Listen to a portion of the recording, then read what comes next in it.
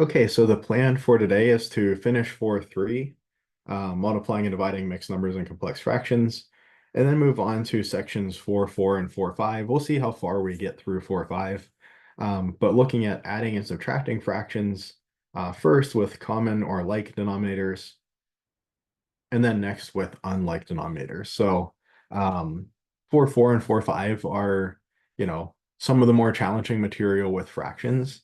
So, we're going to kind of take it slowly and methodically through these sections, but hopefully between the buildup that we've done so far and the kind of work we're going to go through in 4.4, combining all that together will make 4.5 make a lot of sense, hopefully. So we might, hit 4.5 in two parts. We might, do some or most of it today, and then do kind of a quick recap of it next week when we come back, just so that we see it twice that way, as it is, some of the more complicated material in this chapter anyway. The quote of the day today is from my favorite college professor and one of my grad professors, Professor Bill Layton at Pitt. He is now retired. And he would say, or he said a couple of times, good decisions come with experience. How do you get experience? Experience comes from making bad decisions. So when you make a decision, whether it's academically or kind of a life decision, and it doesn't maybe pan out the way that you had hoped, taking the time to reflect on that and to say, even if it wasn't entirely your fault, like, is there something you could have done differently to have made that result come out differently? That's valuable, right?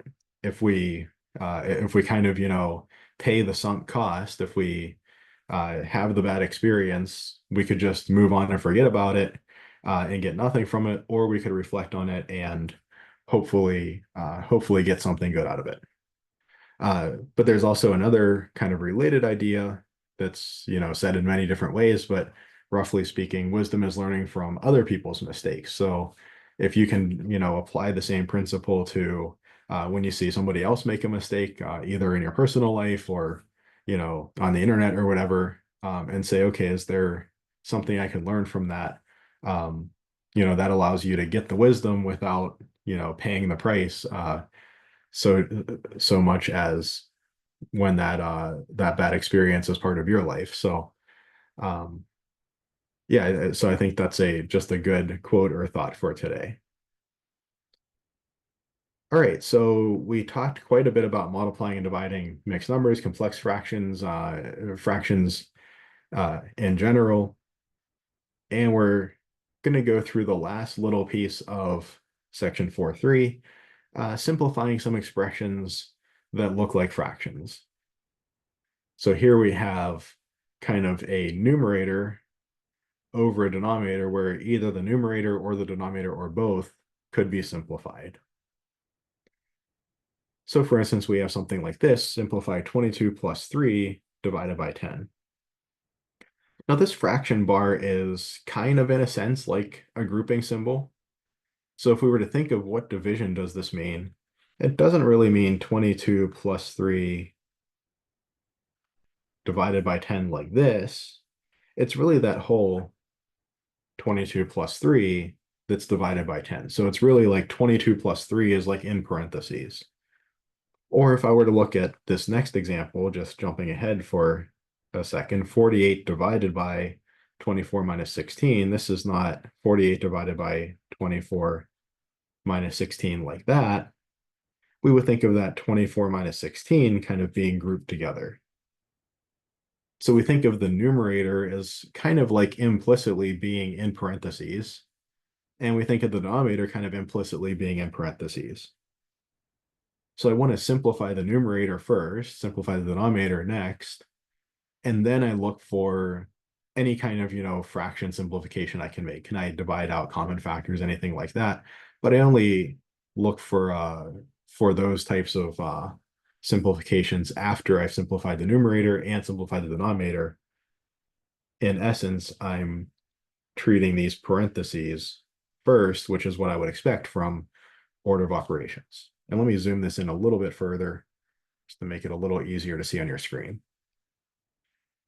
So if I'm looking at the fraction 22 plus 3 all divided by 10, the first thing I would do is 22 plus 3 is 25 divided by 10. And now I've made my way down to just kind of a standard fraction, if you want to call it that. Everything in the numerator is simplified. 25 can't get any simpler than that. It's just a number. And everything in the denominator is simplified, just a 10.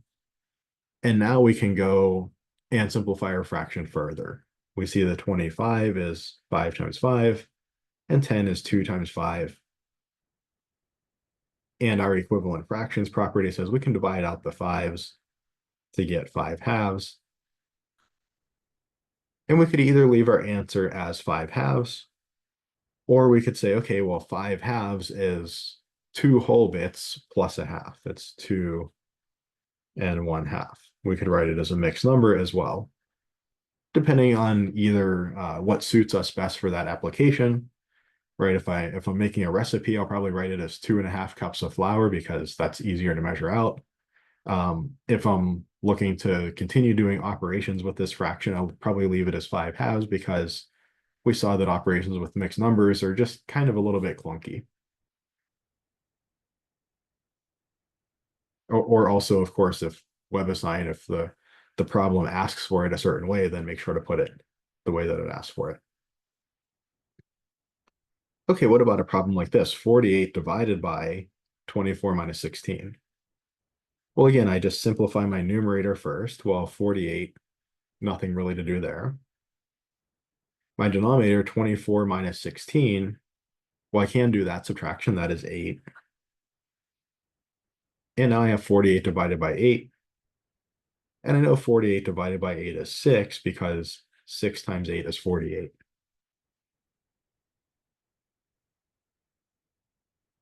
So that fraction problem just simplifies down to the whole number 6. And that's just my answer. My answer is just 6. I could have a problem like this where both the numerator and denominator need to be simplified. I just simplify them each in turn. So I start with the numerator, 22 minus 14. Well, that's going to be 8. And my denominator, 19 minus 13, that's going to be 6.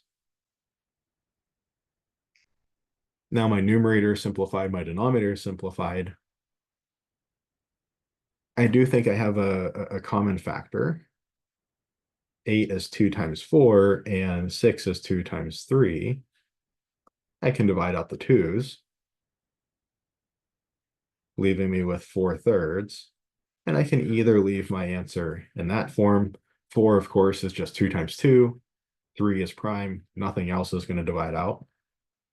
Or I could write this as 1 and 1/3. Again, just depending on the scenario, depending on whether I want to leave it as an improper fraction or write it as a mixed number.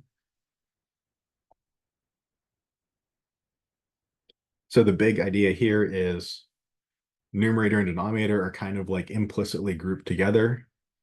Numerator is grouped together by itself and denominator by itself. So we simplify the numerator first, simplify the denominator after that. And then we should be down to just kind of a standard fraction, if you want to call it that.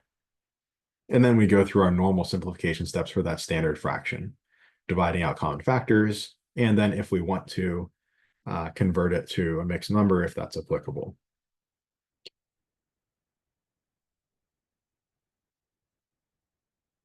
So something like this simplifies 7 squared plus 1, all divided by 60.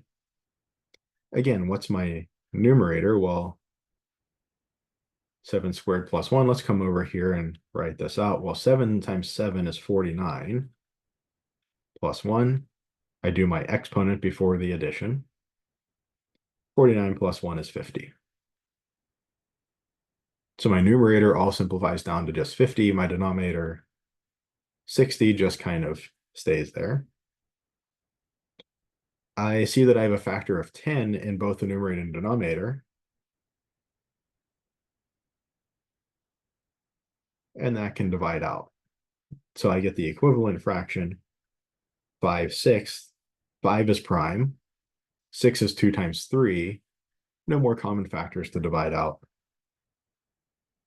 And this is I guess you'd call it a proper fraction, although we don't often call it that. This is a proper fraction, 5/6. So that would be the way that we leave it, regardless of context.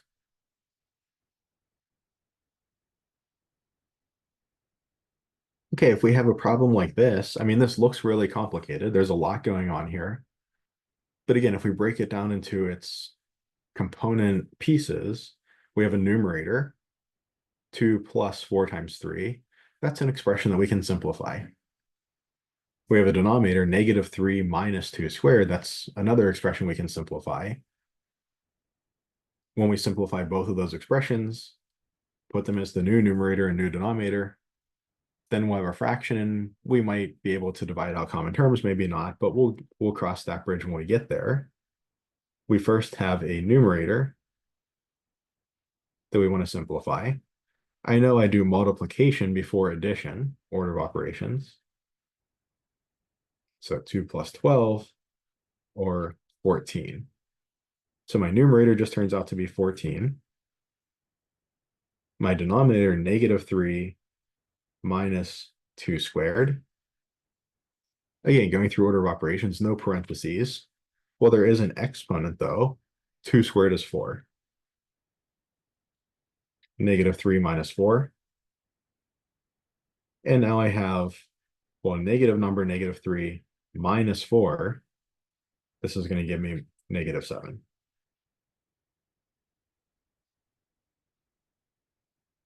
I do remember that I had that property that negative a over b is negative a over b, or a over negative b. So if I have a negative sign attached to, say, either the numerator or the denominator, I can either switch it to the other one, or I can just bring it out in front of the fraction as a whole. So this is just -14/7. Or this is just -2. 14 divided by 7 is just 2.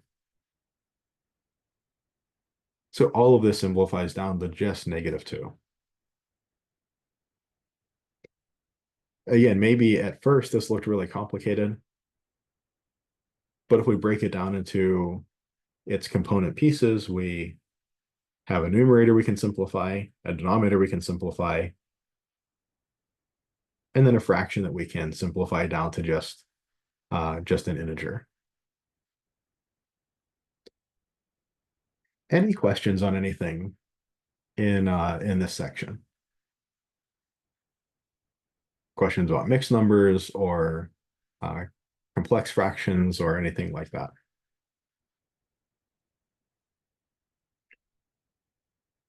Okay, let's move on to 4/4 then. So we're starting the discussion of addition and subtraction of fractions, and we're starting it with fractions that have common denominators. So let's start off by modeling some addition and subtraction problems. So here I have 1/5. So let me think of what this means. I have a circle that I split into 5 equal pieces, and I have one of those colored in.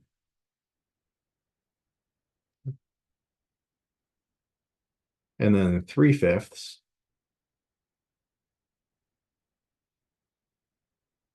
Again, a circle of 5 equal pieces, and I have 3 of those colored in.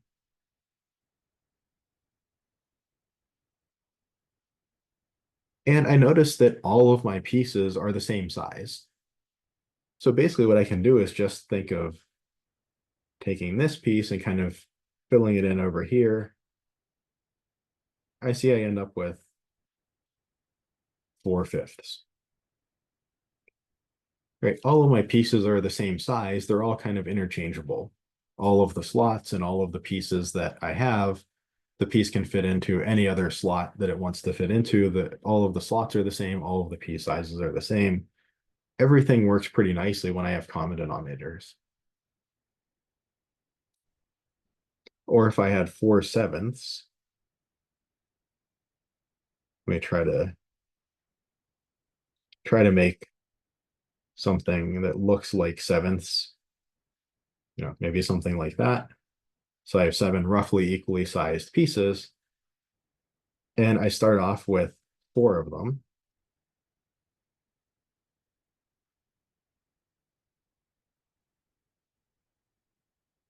But then I want to take away 3/7. I start off with 4 slices of pizza, each of which is size 1/7 of a whole pizza. But then I eat, say, 3 of them. So I get rid of 3 of those sevenths, get rid of 3 of those slices. The things I'm taking away are in the same units as the things that I have. So I just take away 3 entire slices.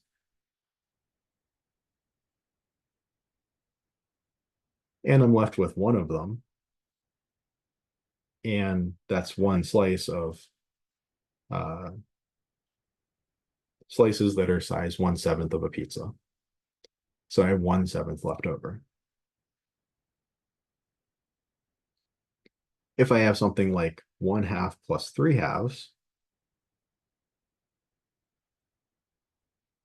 there's 1/2 that I have plus 3/2. There's 1, there's 2, there's 3. 1/2 plus 3/2. Well, I see that basically this piece here just kind of fills in that void over there. Or this is just 4/2, or just 2. So I can add my fractions together, and then I get a fraction that I can simplify by either maybe dividing out some common factors, or just in this case, recognizing that 4 divided by 2 is just the whole number 2. I could even kind of imagine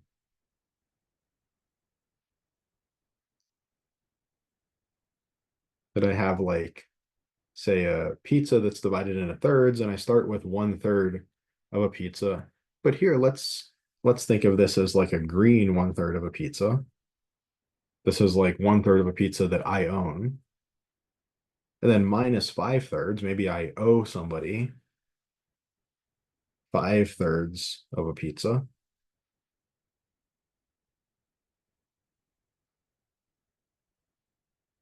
So there's 3,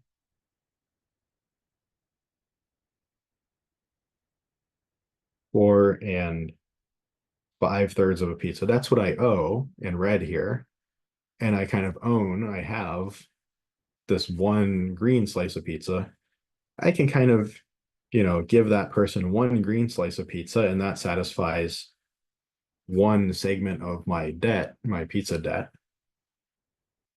Maybe a pizza-based economy would be better than a currency-based economy with all of this inflation recently, but so I've gotten rid of, if you can't see that, there's an X on this piece now. I've gotten rid of my 1 piece that I own, that I gave to the person that I owe, and that satisfied 1 unit of my pizza debt. I'm left with 1, 2, 3, 4 units of pizza, but that's how much I owe. So I have negative 4/3. And something that we might see is that this addition subtraction works actually just pretty similar to integer addition or subtraction, right? 1/3 plus 5/3 is, or sorry, 1/5 plus, I really got that backwards. 1/5 plus 3/5 equals 4/5. Just like 1 plus 3 equals 4. I'm just adding up fifths of slices of pizza. Or 4/7 minus 3/7 is 1/7. I'm just subtracting 7th slices of pizza. 1/2 plus 3/2 is 4/2. Again, I'm just adding half pizzas. 1/3 minus 5/3 is negative 4/3. Like 1 minus 5 is negative 4. I'm just subtracting thirds of pizzas. So we have a nice fraction addition and subtraction property when we have like denominators. A over C plus B over C is just A plus B over C, where A and B are integers. A over C minus B over C is just A minus B all over C. Again, A and B are integers. C is a non-zero integer. Right? C, be really careful here. It's not saying that A over C plus B over C equals A plus B over C plus C. This is not what we're saying. That denominator C, that 5 up here or the 7th here, whatever, just tells us what size our slices of pizza that we're adding or subtracting are. When we add or subtract slices of pizza, we don't change their size. I don't, take 1/5 of one slice of pizza of 1/5 of pizza and 3 slices of 1/5 of a pizza and somehow end up with slices of pizza that are size 1/10 of a pizza, right? That's not how it works. So this 5 just indicates that the slices of pizza that I'm counting, that I'm adding or subtracting, are of size 1/5 of a pizza. Same with the 7ths or the 2s here or the 3s here. So we keep the same denominator and we add or subtract the numerators. And as I mentioned before, recall that we can move the negative sign around when needed.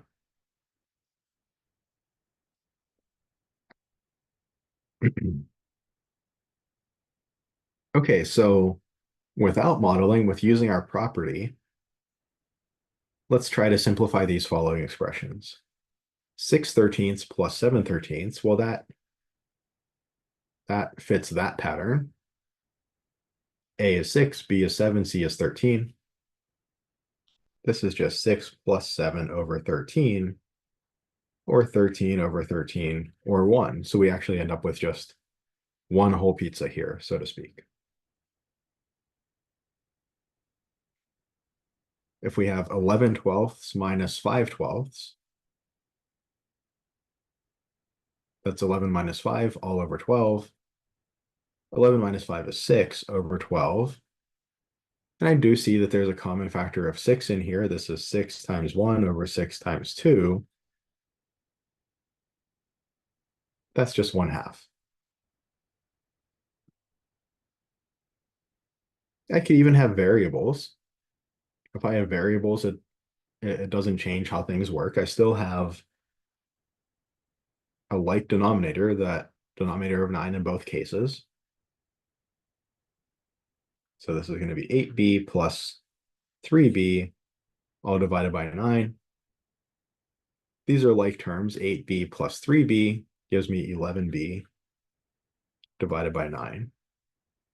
I know that 11 is a prime number. 9 is 3 times 3. No common factors to divide out. That's my final answer.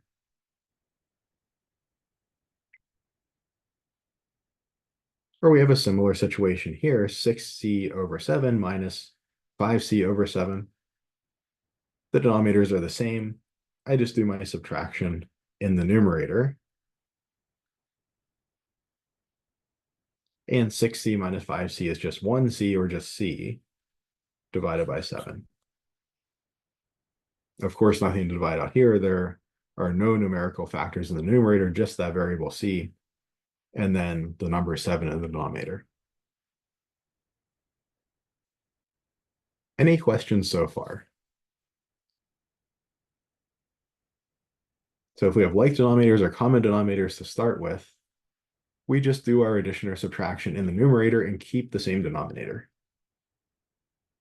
Why didn't you carry the 1? Do you mean why didn't I write a 1c? Yeah. Because when we have something like this, like just 1 times a variable, we just choose to write that without the 1, because Okay. 1 times something is always just that thing. And that's just more convention than anything. It wouldn't be like mathematically wrong to write it this way, to write like 1 times x. But just notationally, we almost always just write it as just the variable. Okay. Yeah, good question. Any Any other questions? Okay. What if our fractions are like this, or say negative numbers? I can apply the similar ideas from before. I can either consider this to be, okay, I have a negative number plus a negative number. So I'm adding two negatives together. My result is going to be negative, and the size of my result is going to be, if I add those two numbers together, as if they were positive.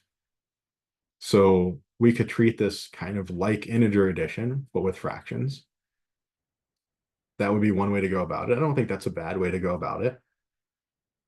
But the other way that maybe I think is a little bit simpler would be to make this -1 divided by 8 plus -3 divided by 8. Instead of having that whole fraction negated, instead of taking the opposite of 1/8, I take -1 divided by 8 and do this similar thing for the -3/8. This is -1 plus -3 over 8. And what this allows us to do is to really just explicitly do integer addition. So we don't have to think of, okay, my integer addition rules, how would they come over to fractions? We could think about that. That's, not a bad thing to do. In fact, that might be a valuable thing to do, but it's just a little more complicated, right? We have kind of one extra step to think about there. And here we just simplified this to just an integer problem. So -1 plus -3, I know is -4 divided by 8. Or this is -4/8, or -4 times 1 over 4 times 2. The 4's divide out, -1/2.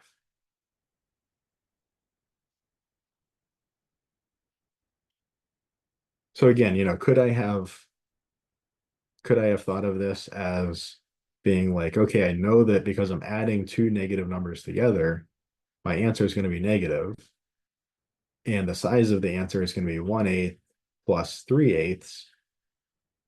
Sure, I could have gone that route and argued by basically analogy to how integer addition works when I have two negative integers added together.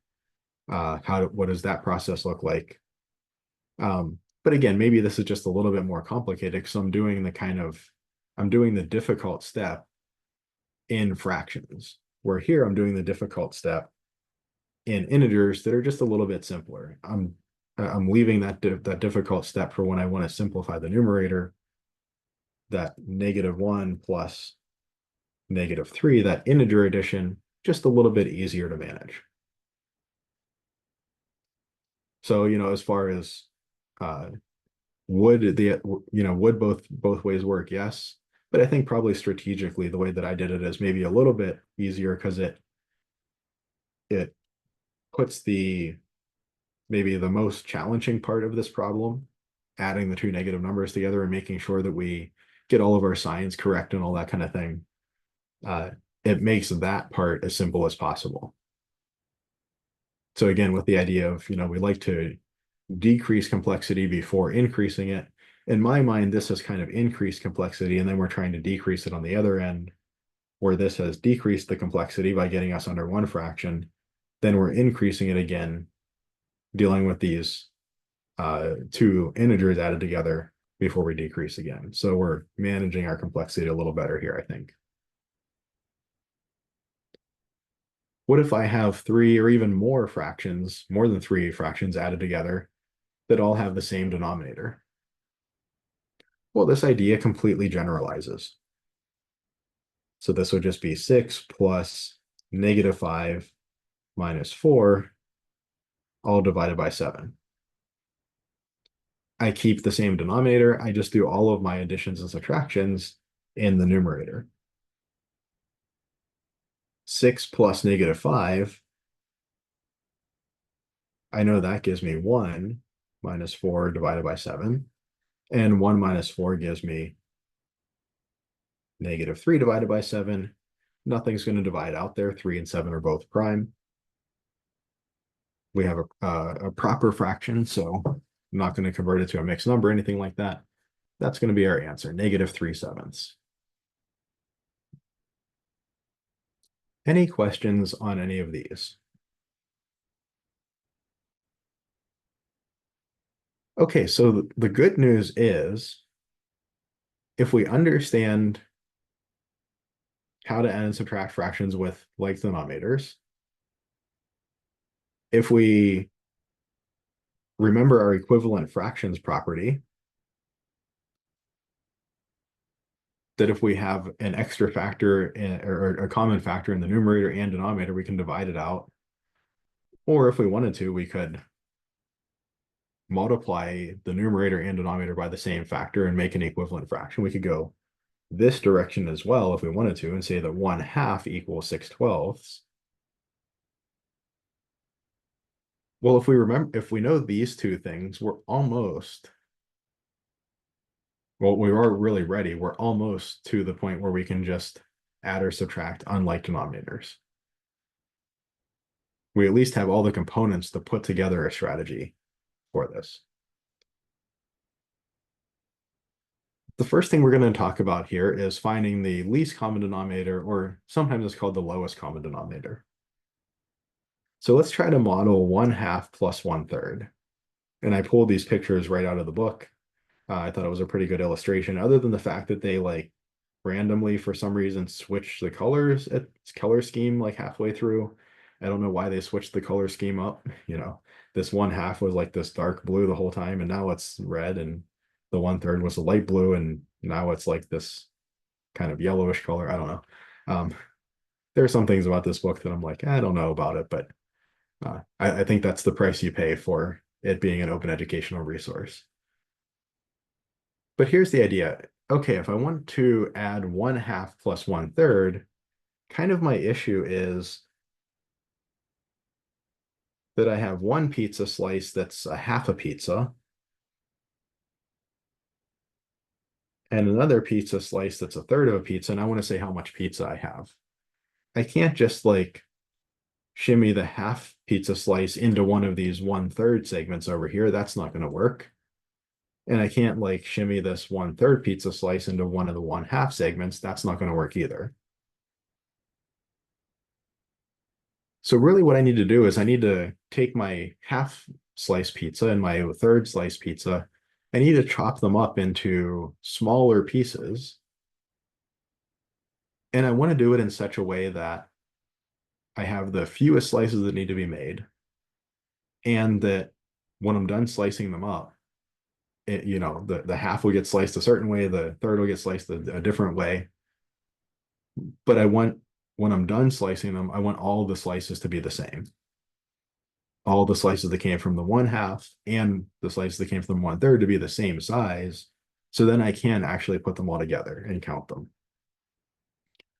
So for instance, if I took my half slice of pizza and cut it in half, it would give me 2/4 slices. Well, that's pretty nice. But the problem is that a 1/3 slice of pizza, I can't slice it in a nice way to get a quarter slice.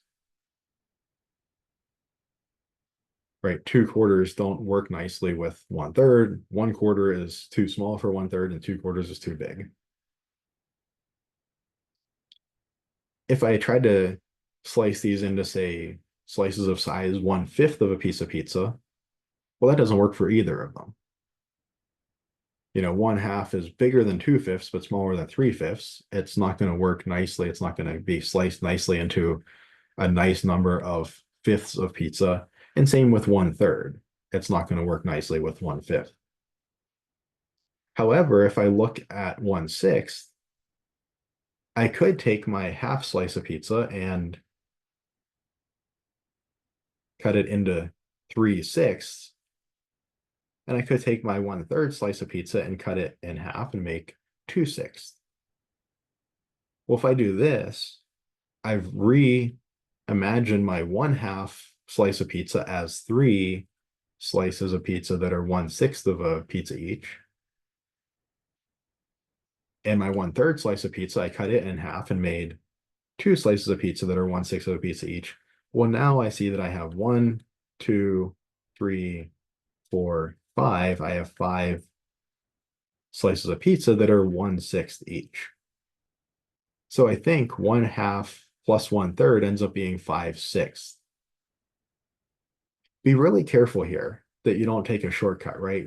We can't take a shortcut and say like 1 plus 1 over 2 plus 3 or something. That would give me 2/5. That's clearly not the same thing as 5/6.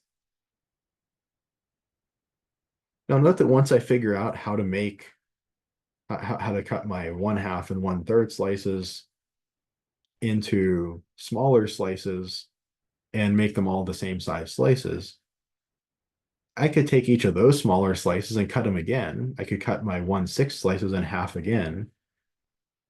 And each of these would make 2 slices of, say, size 1/12. So there are lots of ways that I could cut up my 1/2 slice and my 1/3 slice to make slices that are all the same size. There are lots of so-called common denominators. But the thing is, do I really want to phrase this as 10/12? That's a lot of counting of slices. I have to count 10 of them instead of 5. This 12 is going to be a bigger number at the end that I have to deal with. And then also at the end, when I get 10/12, I'm going to have to simplify. That is what, 2 times 5 over 2 times 6. I just made a lot more work for myself. Why do I want to use the least common denominator? Why do I want to use the minimum number of slices to make slice sizes that are all equal? Well, because that saves me this work over here. I have less counting of slices to do, just smaller numbers to work with. I can count 5 instead of 10 slices. And on the back end, I have less dividing out common factors to do to simplify my fraction. So this is the model that I would really like for this 1/2 plus 1/3 problem. So definition. The least common denominator, the LCD as we often call it, is the least common multiple of the denominators. And for whatever reason, so we've talked about least common multiples. I pretty much always hear people call it the least common multiple. But the least common denominator is often called the lowest common denominator. I'm not sure why that is. I don't know if that's just my personal bias, like what I tend to hear people say or what, but so least or lowest common denominator. The goal is to find the slice size. In this case, it was 1/6 of a pizza. The slice size that's basically the largest slice size or the smallest number of slices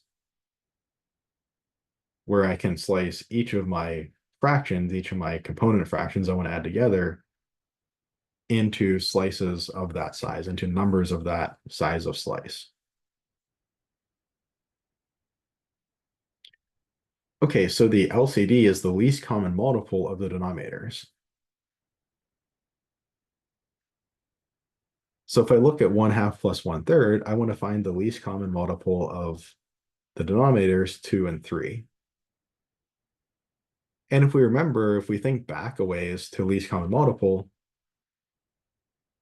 we have 2 and we have 3. We write out 2's prime factorization. Well, that's just 2. We write out 3's prime factorization. That's just 3.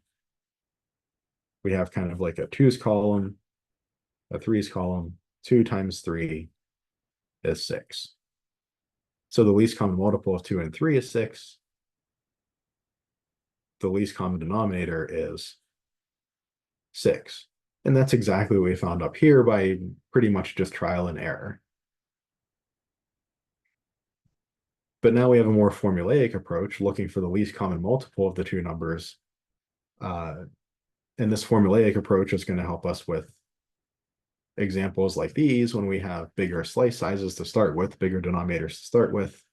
I really don't want to be going through trial and error to try to find the LCD for problems like these ones.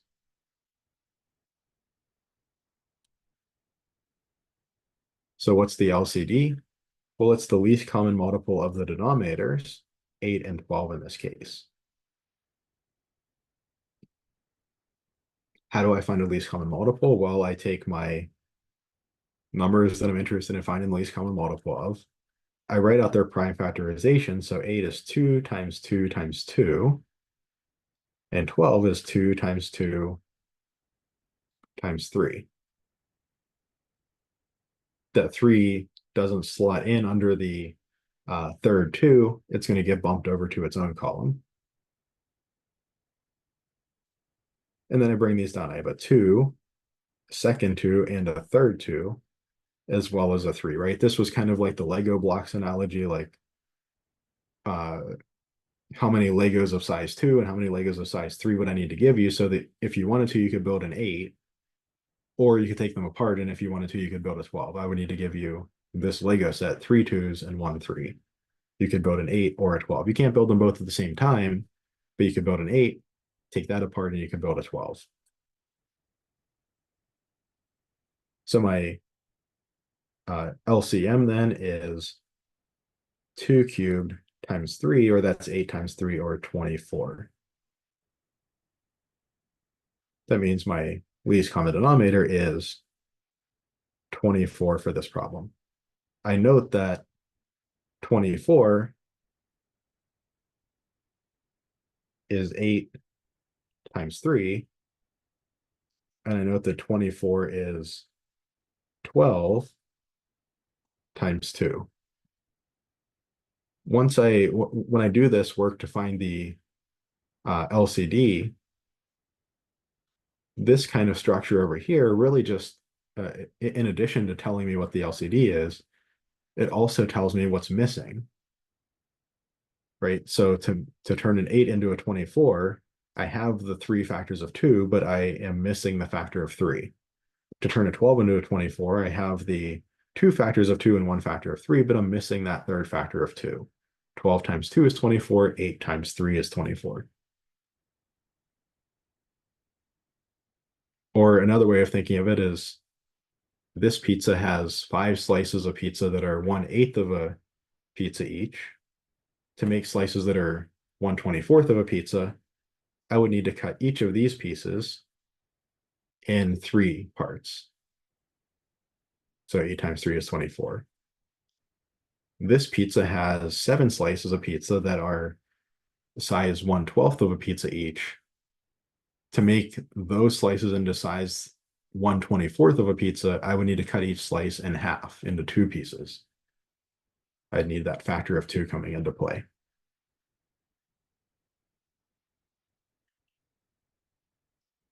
Okay, so let's look at this problem. 21 over 35 plus 39 over 56.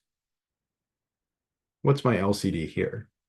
These are slightly bigger numbers.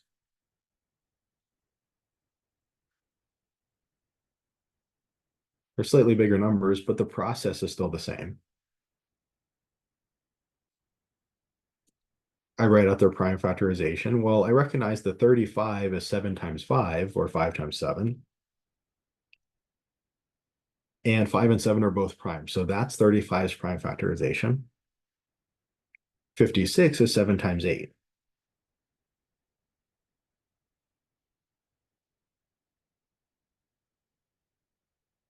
So I have 5 times 7 times 8.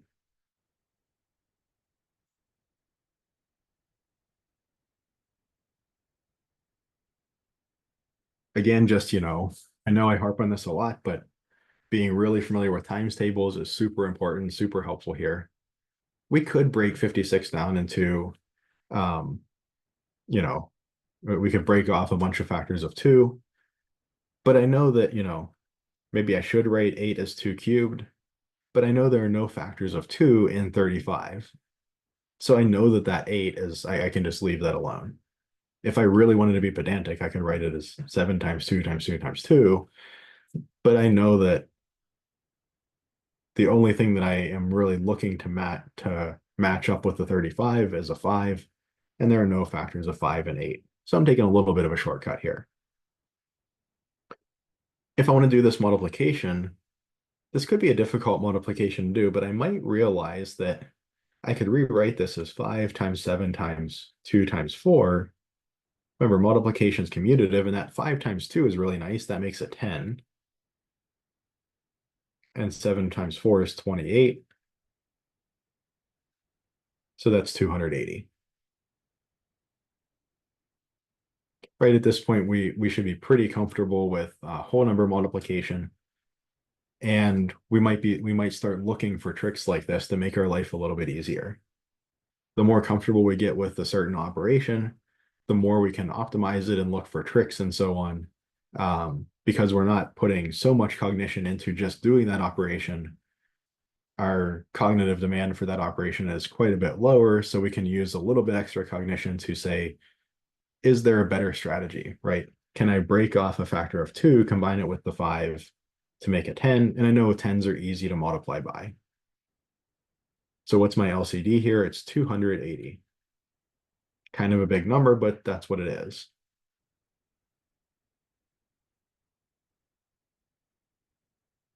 Or if I have more than 2 fractions, what's the LCD there? I do the exact same thing. I just do the LCM of, what is it, 3, 6, and 4.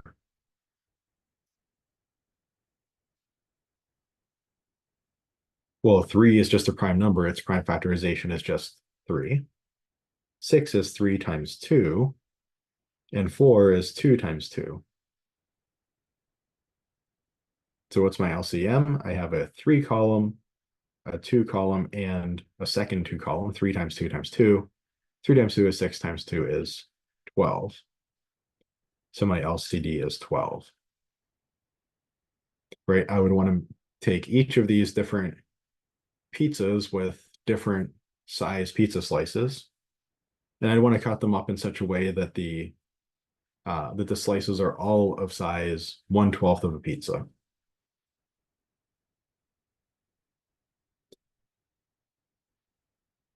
Okay, so now I want to convert each of my fractions into an equivalent fraction whose denominator is the least common denominator. Right, the whole reason we're doing this is, for instance, for these 3 pizzas, I can make the thirds into 12ths, the 6th into 12ths, and the 4ths into 12ths.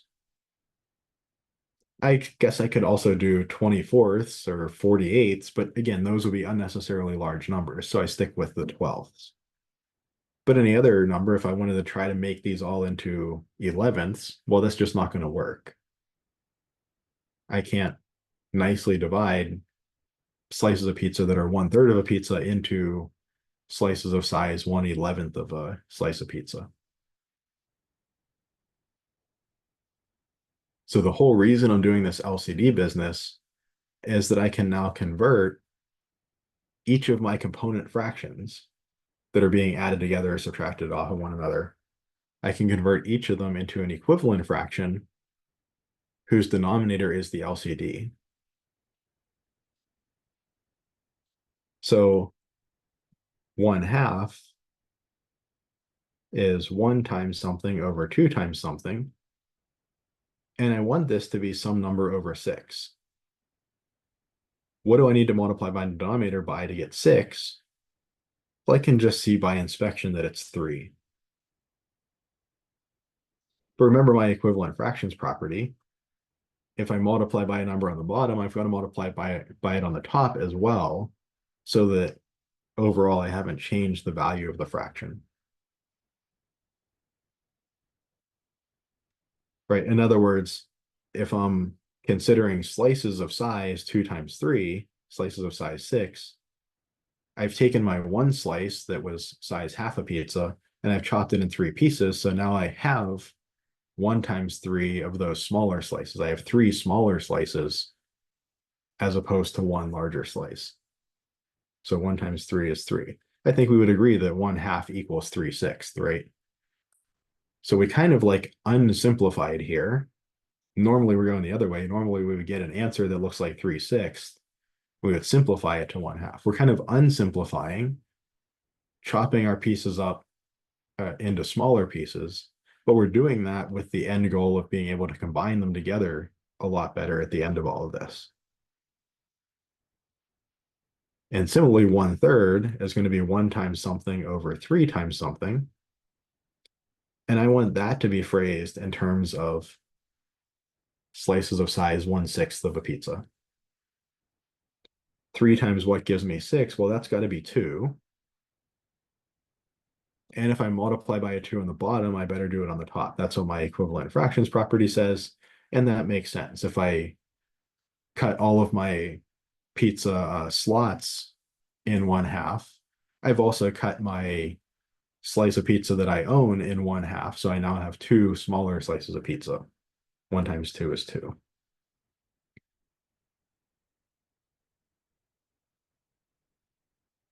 If I look at, say, 5/8 and 7/12, remember that 8 was 2 times 2 times 2, and 12 was 2 times 2 times 3. That gave me my LCD of 24.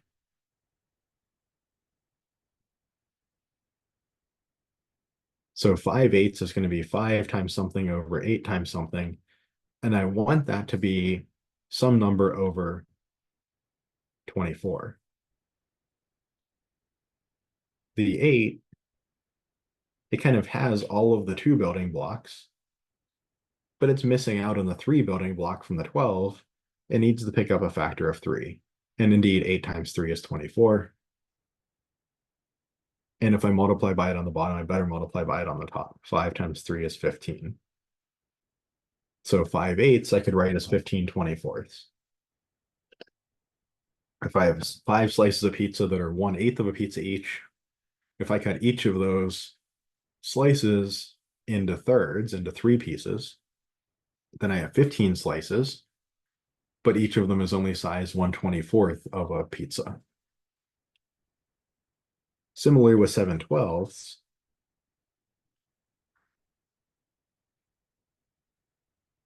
I want to multiply numerator and denominator by something, and I want to end up with 24 in the denominator. I notice that 12, it has the 2 2s and the 1 3 building blocks, but it's missing the third 2. It needs to pick up that factor of 2. 12 times 2 is 24. That does work out. 7 times 2 is 14. So this 7 slices of pizza that are 1/12 of a pizza each, that's equivalent to having 14 slices of pizza that are 1/24 of a pizza each. I just cut each of my bigger slices in half.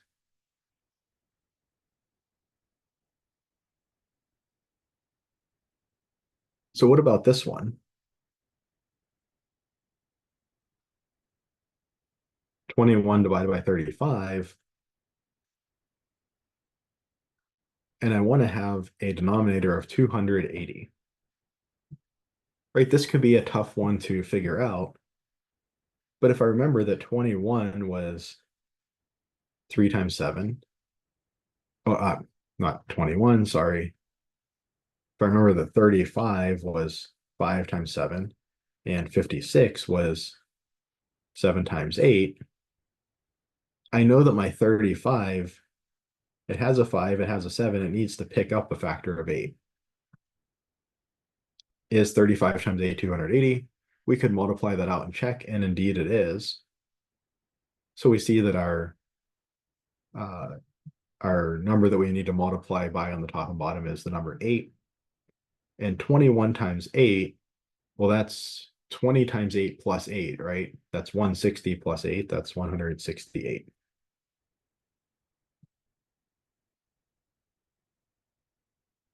Or similarly, 39 divided by 56.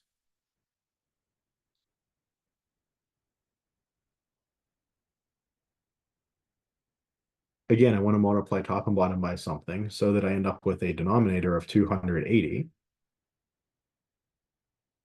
In this case, my 56 has a factor of 7 and a factor of 8 that are factors of 280. But it's missing that factor of 5. I think the thing I need to multiply on the bottom is 5. If we check it, 50 times 5 is 250, plus 6 times 5 is 230. 250 plus 30 is 280. That does make sense. So I multiply by 5 on the top and bottom. 39 times 5 is like 40 times 5 minus 5, right? Or 200 minus 5, or 195 if I did that right. Right. And there's nothing wrong with coming over here and doing 39 times 5 and, working out the multiplication. It's just that at this point, we're not really focusing on whole number multiplication. So I'm doing that a little bit more quickly so that we can focus on the fraction side of things. But when you're going through a problem, definitely if you don't see what the product is right away, come over to the side, do a little bit of scratch work, figure it out, and then come back.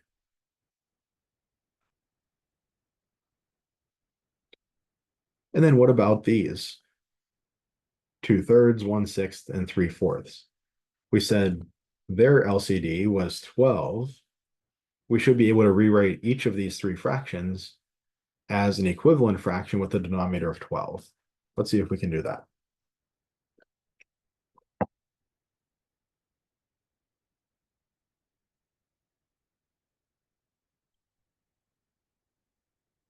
So 2/3 is going to be 2 times something over 3 times something. And again, I want the denominator to be 12. That's the whole point of all of this.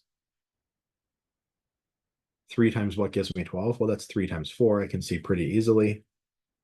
I need to multiply by 4 on the top and bottom. 2 times 4 is 8. 1/6.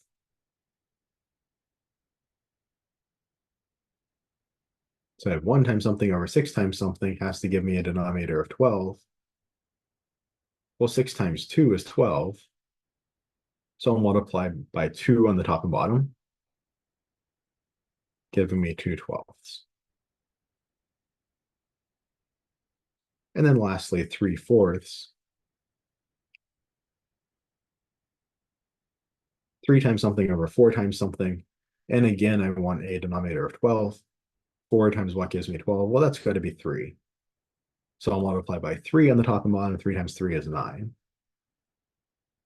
So I was able to convert all three of these fractions, 2/3, 1/6, and 3/4, into fractions in terms of twelfths: 8/12, 2/12, and 9/12. Any questions on any of this so far?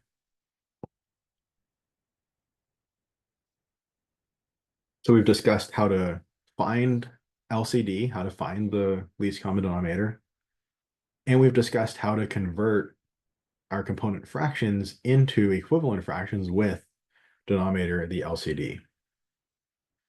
Where are we going with all this? Well, let's go back to our addition problems. 1/2 plus 1/3. Remember that those two fractions had LCD of 6. We converted them into equivalent fractions with the LCD. 1/2 is the same as 3/6. 1/3 is the same as 2/6.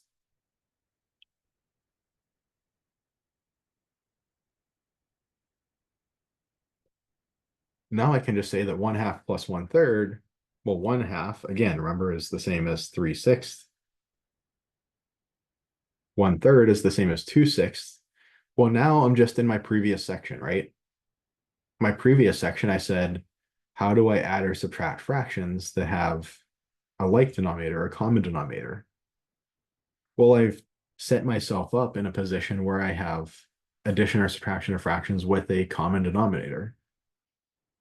I just add or subtract across the top. And I keep the denominator. 3 plus 2 all over 6. Or 5/6.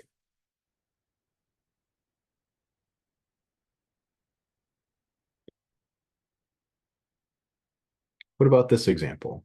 5/8 minus 7/12. Well, again, remember, where did I start out? I started out by finding the LCD for 5/8 and 7/12.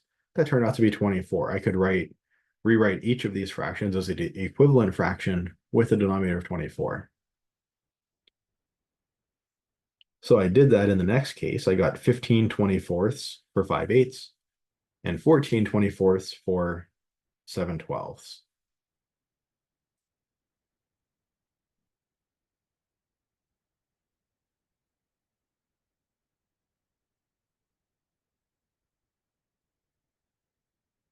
So 5/8, it has an equivalent fraction of 15/24. 7/12 has an equivalent fraction of 14/24. So again, I just swap both of those in. But again, I've set myself up where I now have a situation where I'm adding or subtracting two fractions with a common denominator. I add or subtract across the numerator, keep the same denominator.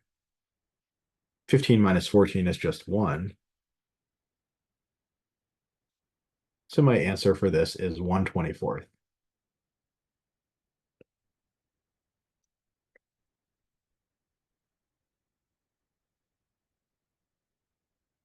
What if I have a problem with bigger numbers like this?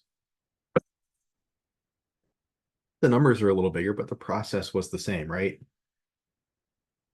If I go back up to the beginning, 21/35 plus 39/56, I found my LCD of 280. Both of these component fractions can be rewritten as equivalent fractions with a denominator of 280. What do they end up being? I'm actually going to copy this down so I don't forget what the numbers are. 21/35 ended up being 168 over 280. 39/56 ended up being 195 over 280. So I'll just pop that over here.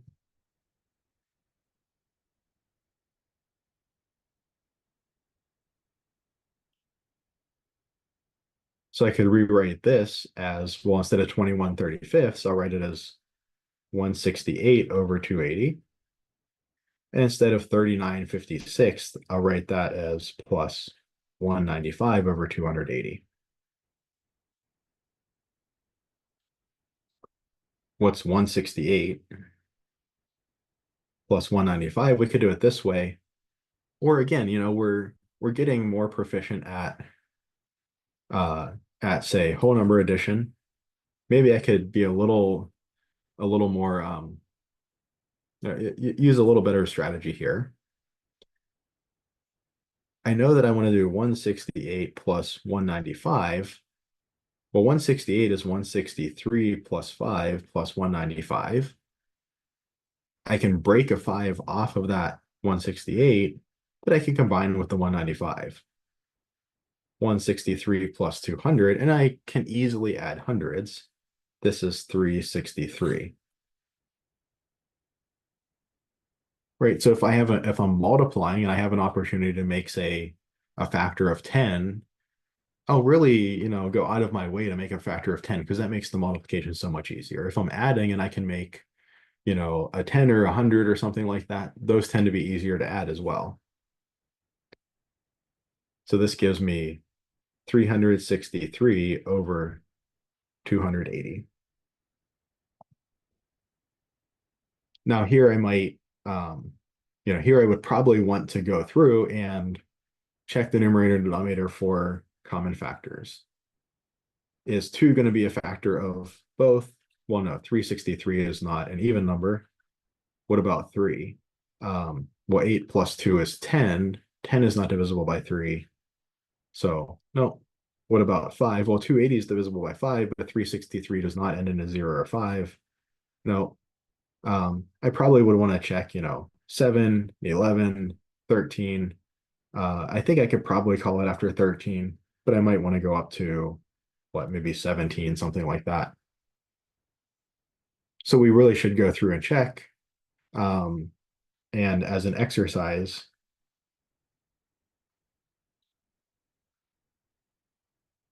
I'll leave it to you to check for common factors. Does either, is it true that the numerator and denominator both have any of these factors.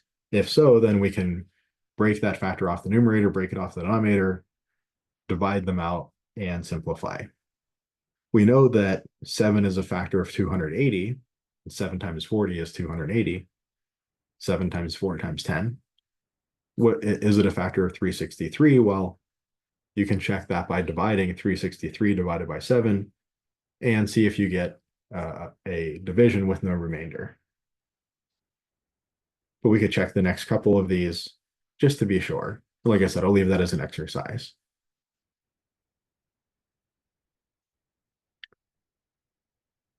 So again, what about this problem? I have more than two fractions, but the procedure is still the same.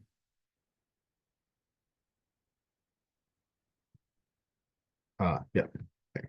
I look for the LCD of, or the LCM of the three denominators. I look for the LCD. That turned out to be 12. I can write each of these three fractions in terms of an equivalent fraction with a denominator of 12. I see that these fractions, 2/3, 1/6, and 3/4, their equivalent fractions with denominator 12 are 8/12, 2/12, and 9/12. So 8, 2, and 9.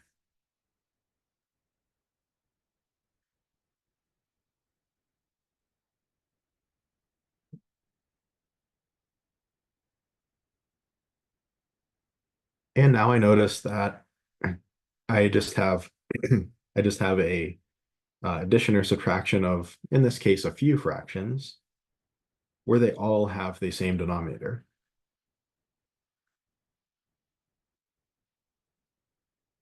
So I just add or subtract the numerators, keep the same denominator.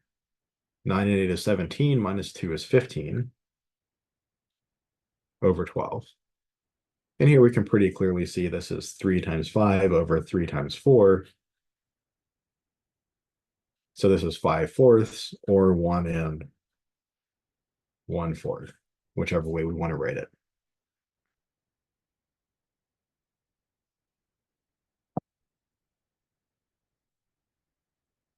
Any questions so far?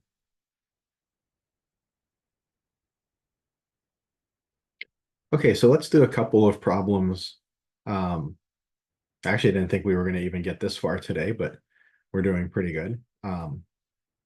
So let's do a couple problems kind of from scratch, so to speak. So here I want to simplify negative 7/20 minus a negative 5/8. So a lot going on in this problem. One simplification I might want to do first is I know that subtracting a negative is the same as adding. So maybe I'll first do negative 7/20 plus 5/8. Okay, that made it look a little better. Now I have two denominators, 20 and 8. Let me find the least common denominator, which is the least common multiple of 20 and 8. So what do I do here? Well, I take 20 is, well, that's 5 times 4, and 4 is 2 times 2. And 8, I look at its prime factorization, 2 times 2 times 2.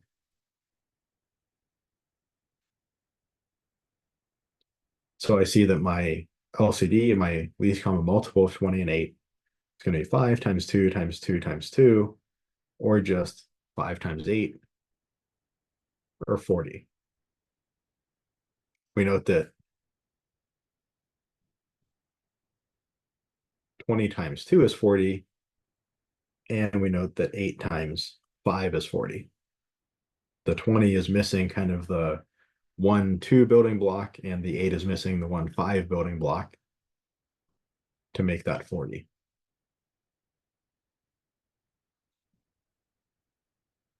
Okay, so negative 7/20,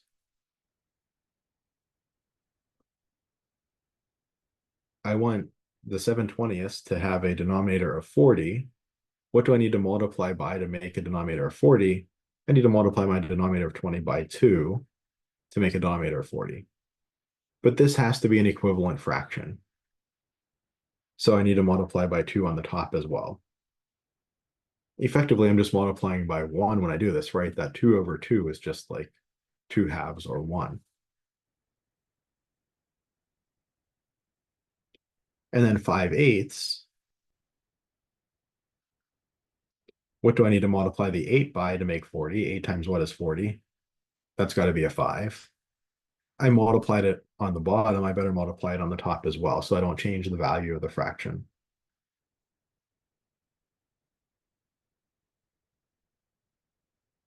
Okay, so at this point, I have two fractions added together. But I remember that, like, number one, I do division before addition, but number two, I kind of have my numerator is kind of all grouped together and denominator is all grouped together for each of my fractions. So let me start with that. Negative of 7 times 2 is 14. Over 20 times 2 is 40. Then plus 5 times 5 is 25. Over 8 times 5 is 40. And now I'm in my previous situation where my last section situation where I'm adding or subtracting two fractions that have the same denominator. I just add or subtract the numerators. Here, I'll think of this as negative 14 plus 25. And again, very important, I keep the denominator the same. I don't want to try to do something like add the denominators or something like that. We're only talking about slices of pizza that are size 1/40th of a pizza. We kind of lost 14 of them. We originally had 25, but all of the slices are still just 1/40th of a pizza. We haven't changed the slice size going from here to here. If I have negative 14 plus 25, or that's 25 minus 14, that's 11/40ths. Any questions so far? So this is a problem from start to finish, right? I did a little bit of simplification on the front end to make things look a little cleaner. I came over, got my least common denominator. I converted to equivalent fractions that had denominator of the least common denominator. That gave me a bunch of fractions, or in this case, just two fractions. With a common denominator, I add or subtract the numerators, keep the denominator the same, and then I simplify. And if I needed to, I would divide out common factors here, but I don't need to. Or if I needed to, if I had an improper fraction and I wanted to convert it to a mixed number, I could do that here, but again, I don't need to do that in this case. Any questions on this? So I'm hoping that kind of by us taking it step by step, by looking at each of these components one at a time, and then looking at the strategy to combine the components together, I'm hoping that kind of makes it clear why we're doing all of this stuff. One really powerful idea in math is if I solve a certain problem type and I know how to solve it, I figured out how to solve that problem. And then I have a new problem that I can see is closely related to that previous problem. If I can rephrase my new problem in terms of the previously solved problem, then I can use my previous solution, right? That's what we're doing here. We're reframing our problem with unlike denominators in terms of a problem that we know how to solve from previous work, like denominators. We can add or subtract fractions with like denominators. That was our previous section. We know how to solve that problem. We're just rephrasing our unlike denominators problem to a like denominators problem, and then using that same solution method from before. That being said, putting everything in terms of a common denominator isn't a trivial process, right? So even though the strategy is simple, when I say it that way, we're just making a common denominator so we can use last section's process and procedure to solve these problems. And that process is fairly complicated, right? We have to find the LCD, which means getting prime factorizations. We have to multiply by some things. We have to do a bunch of operations carefully, right? 7 times 2 is 14, 5 times 5 is 25, and so on. Um, those were small enough numbers, they were pretty manageable, but sometimes we have bigger numbers that we need to be more careful with. So, definitely this intermediate step here is not a trivial step, but hopefully the strategy makes sense, right? Our goal is to get a common denominator and then convert all of our fractions into equivalent fractions with that common denominator. And what that looks like is finding the least common denominator, finding the denominator that's going to be our target, our goal down here, and then actually implementing the procedure to get to that target using the equivalent fractions property. So hopefully that kind of, makes sense that there's a strategic side of things, like what's the general direction we want to go. And then there's kind of a tactical side of things where, like, from one step to the next, what do I actually need to do next? And what do I actually need to do after that?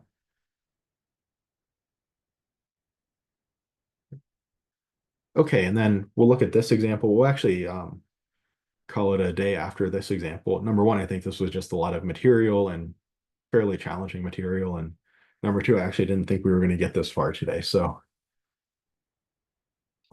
I think if we get through this, I'll be happy. And then, like I mentioned earlier in the class, I think it's a good idea for challenging material to split it over 2 days so that you have a chance to kind of digest it a little bit. And then we'll come back and we'll, on Tuesday's class, we'll start off by doing maybe a simple problem or two with adding and subtracting fractions, maybe moderate difficulty problem, adding and subtracting fractions, then a harder difficulty problem. So just to kind of get another overview of it after you've had a little bit of time to work with the material to digest it, so on. Okay, so let's look at a situation like this. This might be kind of a confusing situation where we don't really know what to do. If I said something like simplify 3 minus 5/9, well, we kind of have a whole number minus a fraction. What do I do here? Well, if we think back to our pizza model, what do I have? I have like one whole pizza, two whole pizzas, three whole pizzas, and I want to subtract off. Can I make ninths?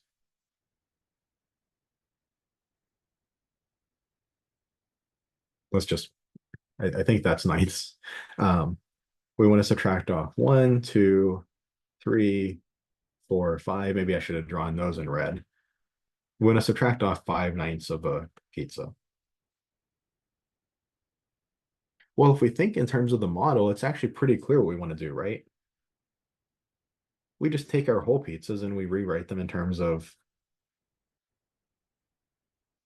ninths, right? We just slice each of our whole pizzas.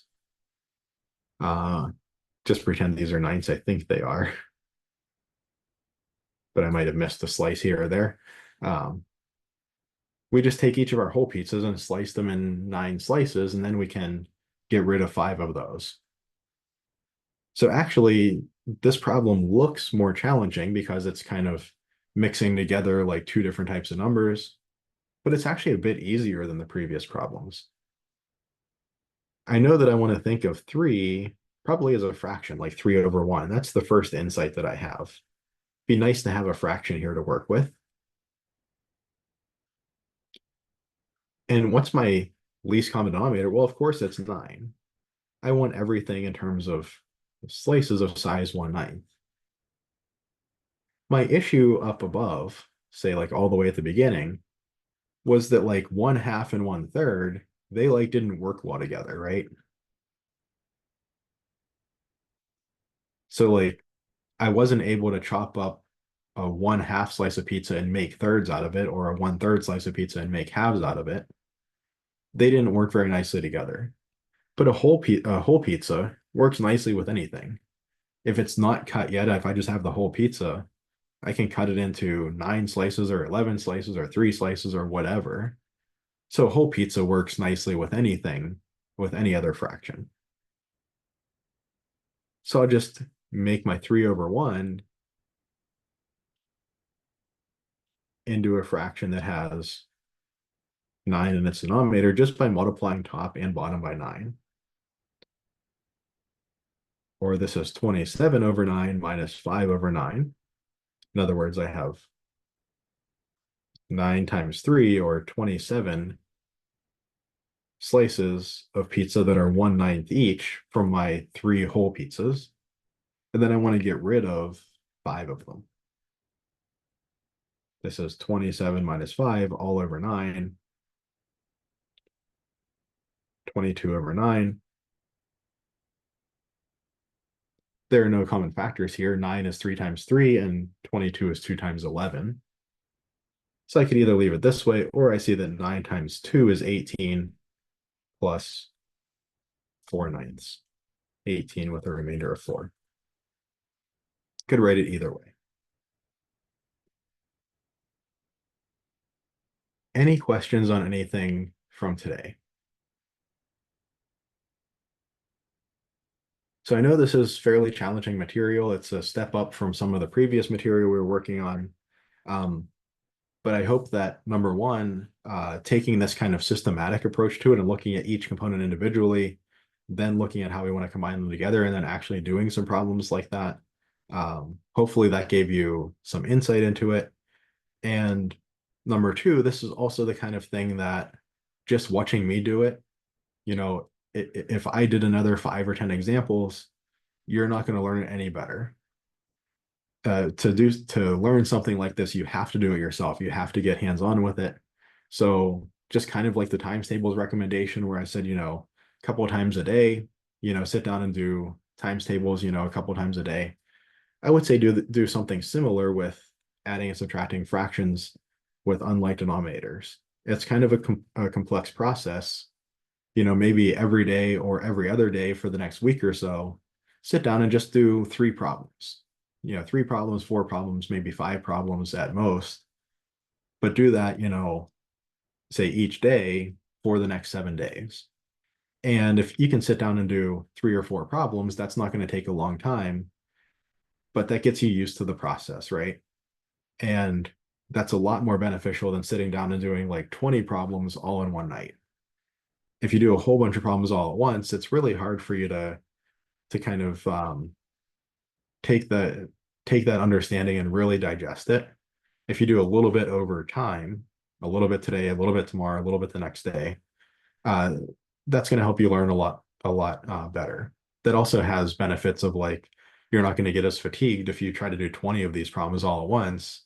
The first 5, you're probably going to be really on top of it. The next 5, you're probably making a couple silly errors here and there. And the last 10 you're just going to be frustrated and annoyed and making mistakes all over the place, because at that point it's just, kind of fatiguing. You're a little bit tired by that point. So again, drill this a little bit over the next several days.